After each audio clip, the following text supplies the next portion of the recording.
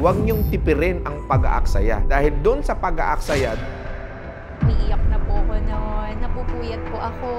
Inaral ko po siya ng inaral. hanggat hindi mo na ibibigay yung best mo dyan, hindi mo masasabi na hindi pala para sa iyo yan. Best Lolama serves irresistible, fluffy donuts that keep customers coming back. Kaya makamuhay the successful owner of Best Lolama. Yung pinormulate ko pong ingredients na yan, kayang makipagsabayan po sa multi-international brand. Tiyaga, diskarte, saka disiplina sa sarili na hindi ka magkukwit. Yes, hindi ako mag-quit. Ang success is nandun after ng experience natin sa failure. Yes, boss. Bakit sa palagay mo sa pagiging excellent, nandun yung premyo o yung pera? Kung gagayahin ko man lang din yung mga multi-international brand, kung hindi ko naman sasarapan yung product, wala yung negosyo.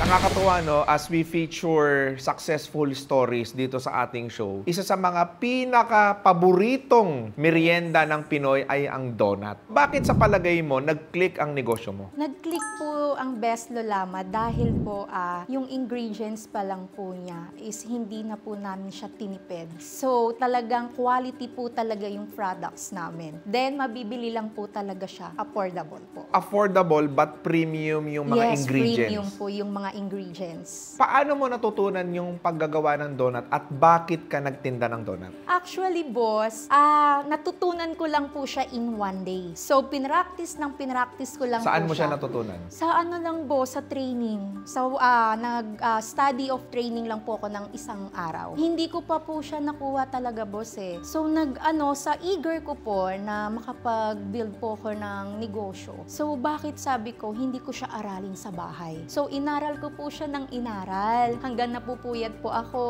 So, hindi ko pa po talaga nakukuha yung tamang ingredients. Hanggang nakita ko po at nakuha ko po talaga yung tamang ingredients. So, tinry ko po siya online. Doon po siya nagsimula. Anong taon ito? Last year lang po siya, boss. Isang taon pa lang. Yes po. And then, right after mong matutunan gawin, experimentation. Yes, nag-experiment po. Ano yung process ng trial and error mo at paano mo na perfect yung produkto mo?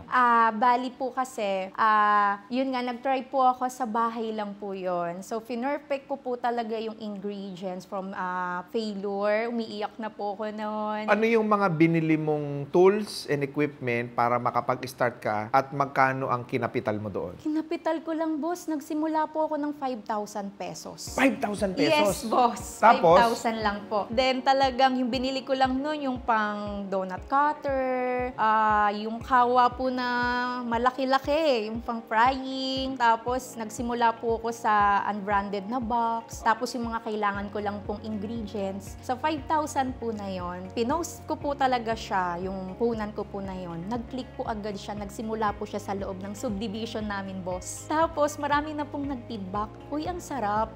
Bakit tong ganitong donut? Kailangan lang tiyaga, diskarte, at disiplina po talaga din sa Okay, sarili. tiyaga, diskarte, saka disiplina sa sarili na Yes. hindi ka magkukwit. Yes, hindi ako mag-quit. Ayun ang sinabi ko sa sarili ko. Kasi may po ako may direction po akong gustong marating. Eto na po siya, si Best Lolama. Si Best Lolama Donut, so kumbaga 5,000 pesos. Yes. Namili ako ng mga ingredients sa online lang din. Yes po. Tapos, pagdating ng training, sa sobrang eager mo, nag-eksperimento ka sa bahay. Yes, boss. Tama. Yung eksperimento mo sa bahay, namili ka ng konting ingredients. Yes, boss. Nagtapon ka ng mga Yes, harina, ng mga ingredients, itlog, Oo. nakailan po yun. Magkano din yung expenses ko noon. Wala akong pakialam, boss. Basta makuha ko lang yung tamang ingredients sa pagbuo ng gusto kong business. Ibig sabihin, sa 5,000 pesos, kasama na yung tapon doon o hindi? Hindi pa, boss. Okay. Kumbaga, yung pinuhunan ko po talaga, yung startup po Yung talaga. na-perfect mo yung lasa, doon nag-start yung 5,000? Yes, boss. So, yung nag-trial and error ka, magkano yung pinuhunan mo doon? Siguro nasa 25,000. 25,000. Yes, boss. Kasi Okay. ang dami nun.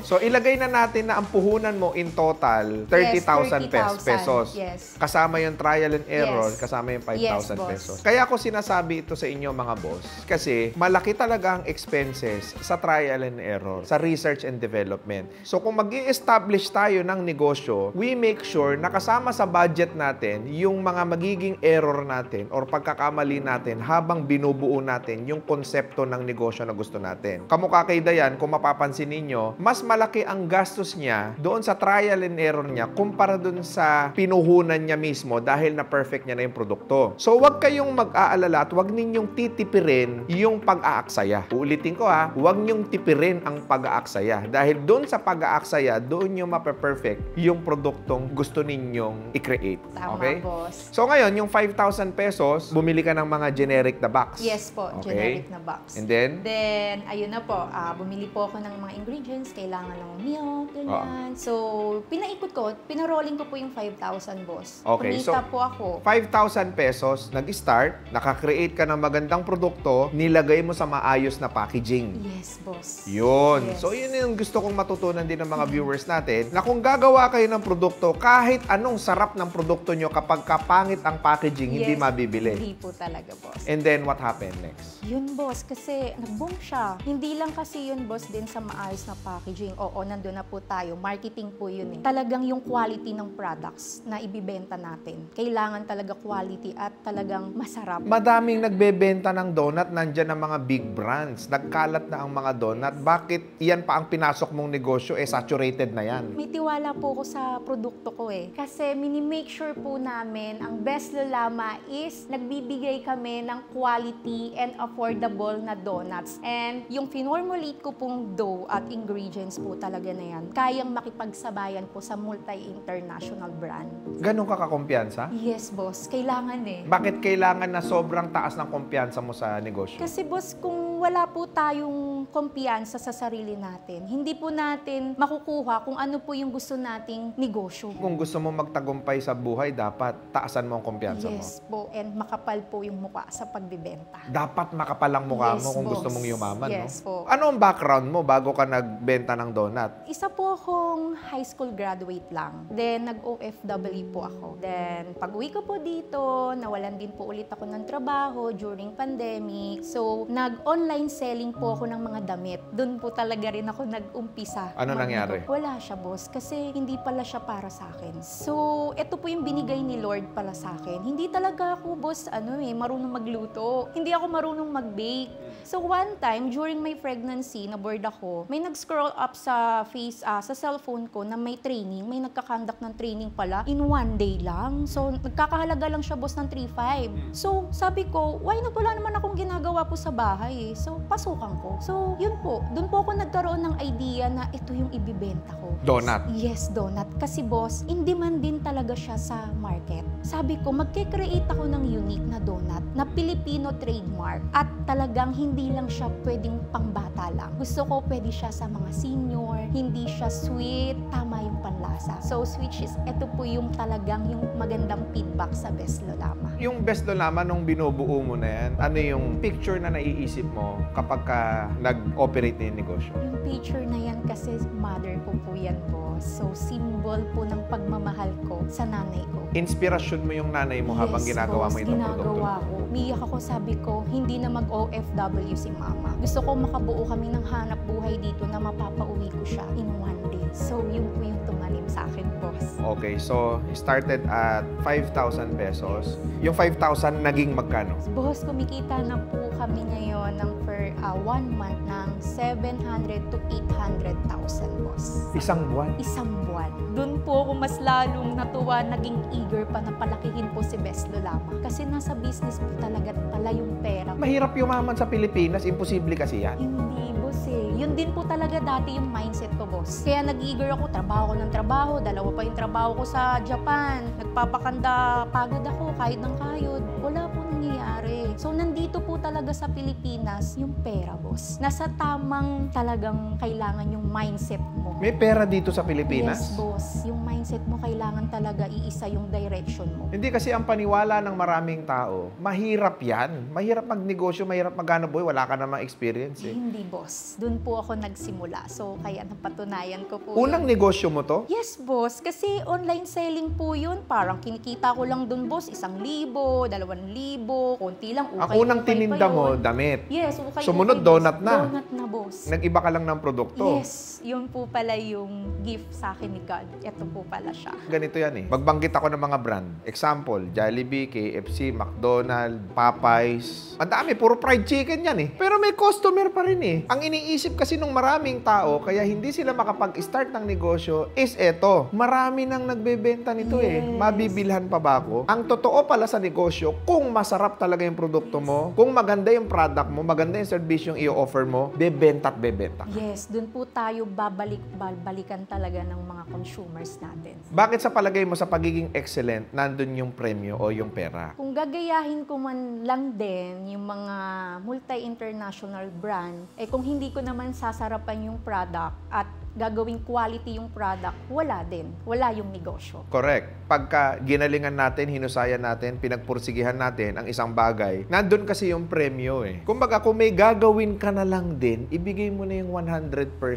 mo. And yun yung nagiging malaking difference ng successful na negosyante versus dun sa unsuccessful na negosyante. Yes, boss. Unsuccessful na negosyante, gumagawa sila ng negosyo para kumita. Ang successful na negosyante, gumagawa sila ng negosyo para mag-provide ng magandang experience and opportunity sa maraming tao. Yes, boss. Itong produkto mo na to, sabi mo kanina, 700 to 800,000 ang kinikita mo. Yes, boss. Sa loob ng isang taon, ano na ang naibigay sa'yo ng best Lolama na produkto?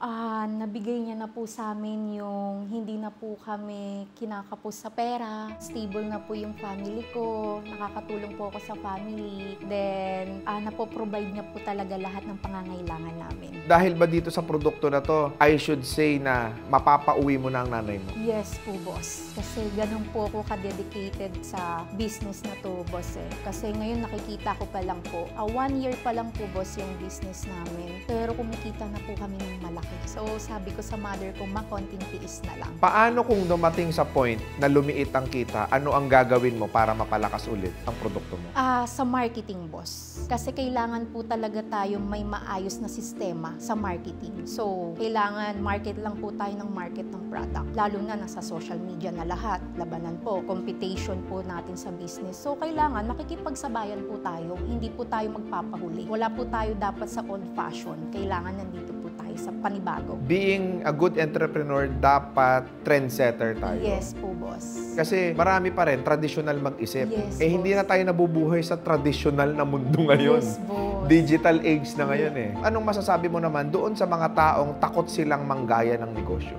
Dapat hindi po tayo matakot eh. Kumbaga, kung ano po yung nasa puso nyo, ano po talaga yung gusto nyong i-market, ano po yung gusto nyong simulan na negosyo, go for it. Hindi po pwedeng, bahala na.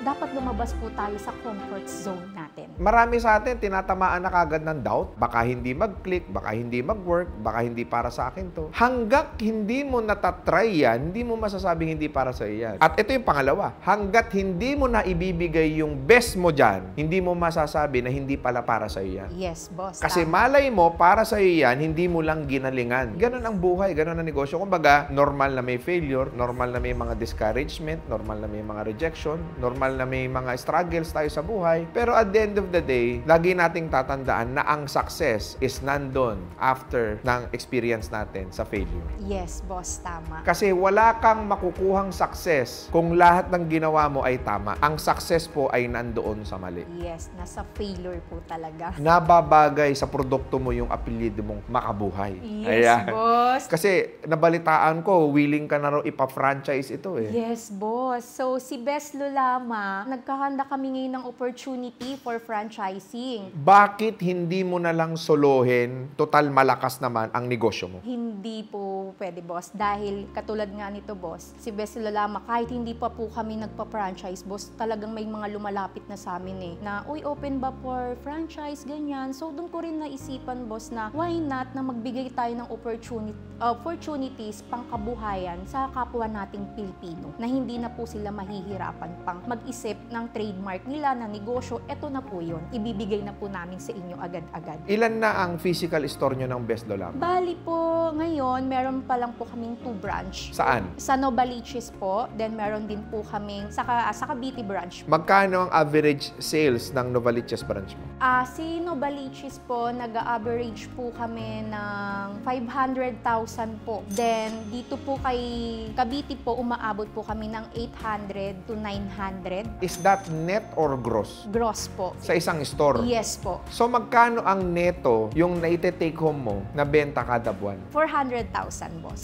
Isang branch? Yes, boss. So kung dalawang branch, meron kang 800 to 1 million monthly. Yes, boss. Ang laki pala ng kitaan dito sa donut na to. Yes, boss. Grabe naman yan. So, dapat po, meron lang tayong tamang supplier. So, tsatsagaan po natin siya sa paghahanap ng murang supplier, pero yung talaga yung supply na yun po talagang swak siya sa budget mo. Kapag kami magpa-franchise sa'yo, ano naman ang support na po pwede mong ibigay sa franchising?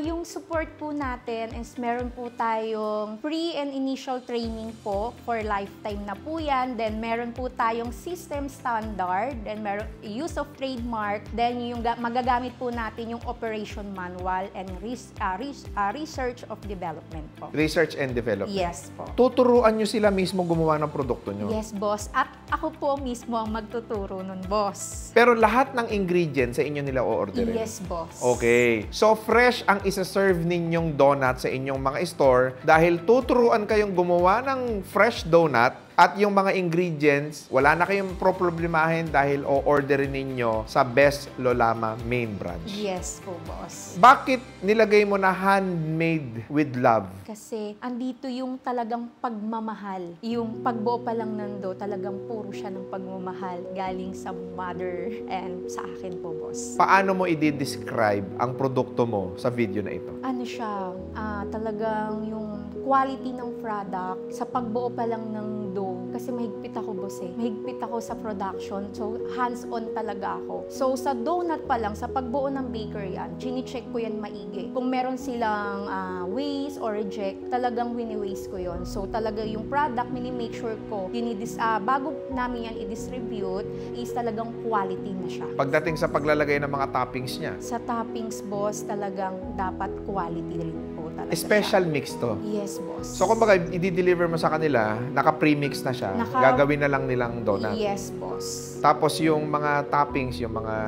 Pwede na rin po yun. Talagang meron na po. Sa ano po yun, boss? Sa cart po yun na talagang i-deliver na po namin siya. May topping na siya. Then, buo na po talaga yung dough. Pero meron nga po kaming outlet franchise. Doon po talaga ginagawa, boss, yung mga donut. So, sa food cart, produkto na yung makakarating Yes sa kanila. po. Kapag ka-outlet franchise, sila yung ite-training ninyong gumawa ng donut. Yes po. Kasi boss, si Best Lulama po, trademark din po kasi talaga namin, boss eh. Na nakikita po ng mga consumer namin, mini-make sure po namin na malinis po kaming gumawa ng mga donuts. So, live na live po siya sa outlet. So, pag bili pa lang ni customer, makikita niya na po doon sa glass viewing namin na, ay, ganito pala silang bumuo ng donuts. Ganito pala silang mag-mix. Sa store? Yes, sa store po. Okay. Saang lugar ang priority mo for the franchising ng mga food cart? Saan po, boss? NCR po. Pagdating naman sa mga store naman, sa mga inline Sa store. store po, sa province po. Nire-recommend po namin siya sa province. Okay. Visayas and Mindanao or Luzon pa lang muna? Luzon po, Visayas and Mindanao. Pwede So, na nationwide po. pwede na? Nationwide na po kami, boss. Okay, sa in-store. Pero yung food cart, priority muna NCR. Yes po, Oo, NCR. kasi kayo magdi-deliver Yes eh. po. Pagka yung gagawa na sila, yung tuturuan nyo na silang gumawa at kaya nilang mag-provide at Yes kaya po, nilang boss. mag-deliver din sa ibang ibang lugar, that's the time na nationwide pwede. Yes, boss. Ang makakarating sa mga franchisee mo is mga premix. Yes, premix na po, boss. Yun sa mga may inline store. Pero doon sa food cart is donut na. Yes. Within NCR. Yes, Okay. boss. Magkano ang franchising mo ng food cart? Food cart po namin, yung franchise fee po niya is 140,000 po. Then meron na po kayong food cart, nag-range po siya ng 230,000 lamang po. Then sa kiosk naman po, sa franchise fee is 180,000 lang po. Makakabuo na po tayo in capital is 820,000 po. Then sa outlet naman is nag-range po siya ng 230,000 sa franchise fee. Then sa outlet po, murang-mura lang po yan. Nasa 1M lang po siya. Then nagbibigay po kami ng pwede po kayo na po yung mag-construct basta gagayahin lang po natin kung ano po yung mga standard and design po ng outlet ni Best Lolama. Para mas makatipid po kayo, sila na po pwede po silang mag-construction. Oo, pero yung perspective sa'yo kukunin. Yes po, yung perspective. So, ibig sabihin, ang franchise fee ng food cart is 140,000. Yes, boss. Ngayon, kung kasama yung food cart is 230,000 ang total na magagastos ninyo. That is operational na. Pagdating naman sa kiosk ninyo is 180,000 ang franchise fee ninyo, pero operational ang business ninyo sa halagang 500,000. Ngayon, pagdating naman sa outlet store, 230,000 ang franchise ninyo, pero ang total na magagastos ninyo kung kayo magpapakonstruct and all, approximately nasa 820,000 hanggang 1 million. Turnkey na po yan. Ibig sabihin, operational business na ho yan. At ang produkto ho nila is meron po kayong profit margin na ilan per product? Per product po, meron na po silang profit margin dyan, boss, ng 25 to 30 pesos. Magkano ang isang piraso ng donut? Yung isang piraso po namin, meron po kaming 35, 39, then meron din po kaming 44, then 50, and yung pinaka best seller and lowest price po namin is 15 pesos po. Sa 15 pesos, magkano ang tubo nila? Ang tubo po nila dyan, meron na po sila dyan ng mga 9 pesos. 9 pesos? Yes po, boss. Okay, so approximately, lahat ng produkto ng Lolama ay meron kayong more than 100% profit sa kada produktong bibilin sa inyo. Yes. Sa beverage business kasi, ang pinaka-sweet spot is 30 to 40%. Food business, same, 30 to 40%. Dito sa donut, 100% mahigit ang kitaan ninyo. Boss. Talagang profitable po talaga Oo, siya. profitable na business yan. So, napakagandang i-consider na franchise na negosyo. Plus, syempre, ang hinahabol lagi natin dito, it's the quality. Yung sarap ng produkto. It is a must-try product. Testingin nyo ho, tingnan nyo ho, tikman nyo ho ang Best Lolama. And makikita nyo po ang malaking difference versus dun sa mga commercialized na donut ngayon. Kasi napakalambot ng dough, sakto lang ang tamis, sakto ang lasa, napakasarap na produkto. Bago tayo matapos sa ating interview ngayon, Dayan, no? Kasi maraming mga tao ngayon ang inspired sila. Gusto talaga nilang magnegosyo. Kaso nga lang ang naghihinder sa kanila or ang pumipigil sa kanila is yung duda nila kung itutuloy ba nila o hindi yung negosyong gusto nilang gawin. Ano ang masasabi mo sa kanila?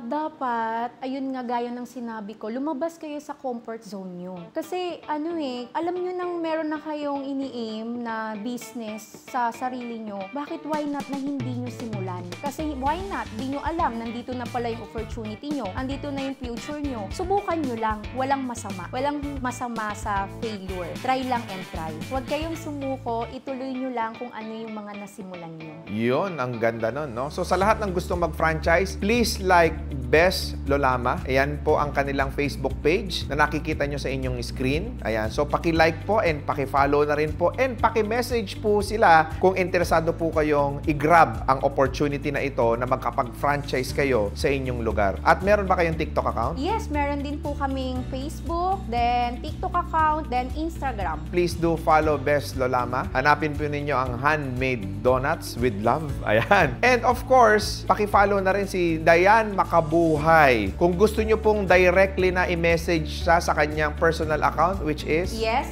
mag-direct lang po kayo sa amin. Ang contact number po namin is 0916-697-6114. At meron din po kaming email na franchisebestlolama@gmail.com. Available po kami sa Viber, sa Telegram, and WhatsApp. Ayan, so mga boss, sa mga kababayan nating OFW, po pwede nyo po silang kontakin sa WhatsApp or sa Viber. Kung dito naman kayo sa Pilipinas, po pwede nyo po kung diretsong i-text or tawagan na si Dayan Makabuhay para po sa inyong bagong pangkabuhayan. Maraming salamat, Dayan, na na-inspire ako sa story mo. Tsaka nakakagulat, nakaka-overwhelm na sa loob lang ng isang taon, grabe na yung growth ng negosyo mo.